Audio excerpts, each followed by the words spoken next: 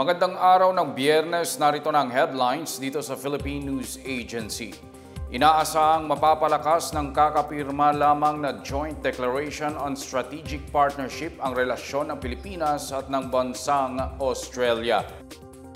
Sa pagbisita ngayong araw ni Australian Prime Minister Anthony Albanese kay Pangulong Ferdinand R. Marcos Jr. sa Malacanang, isang bilateral meeting ang ginawa para paigtingin ang ugnayan ng dalawang bansa. Sa kanilang pagpupulong, tiniyak ni Albanese na lalong palalakasin ng bagong kasunduan ang ugnayan ng dalawang bansa na nagtagal ng 77 taon. Kinatigan ni Albanese ang posisyon ni Marcos na sundin ang pandaigdigang batas, partikular na ang 1982 UNCLOS para resolbahin ang mga isyu ng seguridad sa South China Sea. Sinuportahan rin niya ang 2016 Arbitral Award na nagtitibay sa pag-angkin ng Pilipinas sa teritoryo nito. Nagpasalamat naman si Pangulong Marcos sa pagpanig ng Australia sa Pilipinas sa gitna ng mga insidente ng panggigipit sa South China Sea, lalo na noong ASEAN Summit. Iginatuwa din ng Pangulo ang partisipasyon ng Australia sa mga isyung pandagat sa riyon. Ito ang kauna-unahang pagkakataon na bumisita ang isang Australian Prime Minister sa Pilipinas simula noong 2003. Bumaba ang bilang ng mga Pilipinong walang trabaho nitong Hulyo 2023 kumpara noong nakaraang taon. Ayon sa Labor Force Survey ng Philippine Statistics Authority, lumiit sa 2.27 million o 4.8% ang bilang ng mga walang trabaho o kabuhayan mula sa 2.60 million noong Hulyo 2022. Mas mababa rin ito kumpara sa 2.33 million na naitalang walang trabaho noong Hunyo. Bagyaring bumaba ang bilang ng mga may trabaho ngayong Hulyo sa 44.63 million o 95.2% mula 48.84 million o 95.8% noong Hunyo.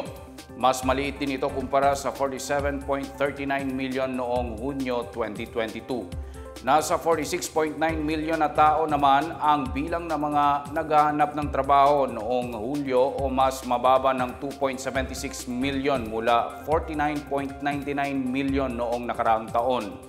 Samantala, umabot sa 7.10 million o mas mataas ng 15.9% ang bilang ng mga underemployed o naghahanap ng dagdag na trabaho mula 5.87 million noong Hunyo.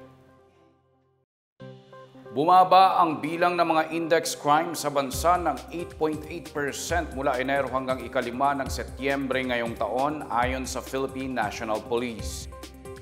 Sa isang payag, sinabi ng PNP na bumaba ang bilang ng mga index crime na tulad ng rape, theft at physical injury sa 26,044 mula sa mahigit 28,000 noong nakaraang taon. Pinakamalaki ang ibinaba ng bilang ng mga kaso ng pagnanakaw ng kotse na nasa 161 mula 233 o 30.9%.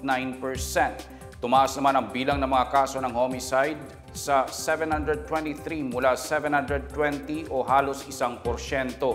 Pinakamarami naman sa mga isinumbong na krimen ang theft na nasa mahigit 8,600.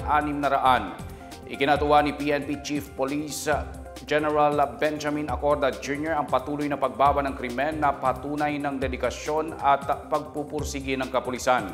Iniutos ni Acorda sa lahat ng Regional Director ng PNP na paigtingin ang kampanya laban sa krimen, lalo na ngayong papalapit na ang Pasko. Iniimbestigahan na ng binuong Interagency Task Force ang umano'y bomb threat sa Metro Rail Transit Line 3 o MRT3 ayon kay Transportation Secretary Jaime Bautista.